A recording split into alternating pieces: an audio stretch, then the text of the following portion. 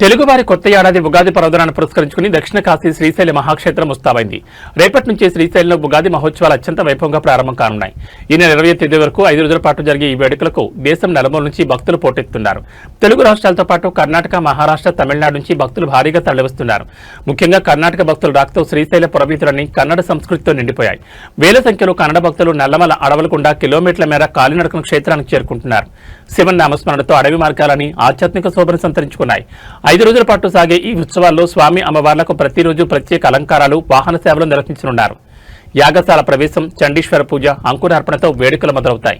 భక్తుల సాహసోపేతమైన వీరచాల విన్యాసాలు ప్రత్యేక ఆకర్షణగా నిలవనున్నాయి. పంచాంగ శ్రవణం, కన్నుల పండుగ, రథోత్సవం, అమ్మవారు రాజరాజేశ్వరి దేవిగా భక్తులకు దర్శనమివ్వనున్నారు. పూర్ణాహుతి, అశ్వవాహన సేవతో ఉత్సవాలు ముగుస్తాయి. భక్తుల రద్దీ దృష్టిలో ఉంచుకుని దేవస్థానం ఈబో శ్రీనివాసరావు ఆధ్వర్యంలో అధికారులు ప్రత్యేక చర్యలు చేపట్టారు. రద్దీ దృష్ట్యా సామాన్య భక్తులందరికీ స్వామివారి అలంకార దర్శనం మాత్రమే లభించేలా ఏర్పాట్లు చేశారు. పాదయాత్ర చేసే భక్తుల కోసం అడవి మార్గాల్లో ప్రత్యేక వైద్య శిబిరాలు, తాగునీరు, అన్నప్రసాద వితరణ సాగుతోంది. పోలీసులు ట్రాఫిక్ నియంత్రణతో పాటు భక్తుల రక్షణ కోసం భారీ బందోబస్తు ఏర్పాటు చేశారు. శ్రీశైల మల్లన్న ఆశీస్సులతో ఈ ఉగాది అందరి జీవితాల్లో వెలుగులు నింపాలని కోరుకుందాం.